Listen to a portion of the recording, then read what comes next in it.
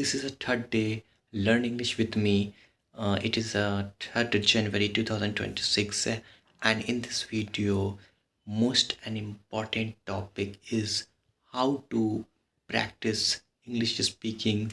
So, in this video, I will discuss about how to practice English and learning English. First of all, you should learn English and first listen English song, second English movies, and practice and mimic what the sentences used in English movies, especially Hollywood movies, English song, and third is English speech. Listen English speech very attentively and thinking what the English sentences used in English speeches. This is the most important task you should do, and you have to mimic what the English sentences uses.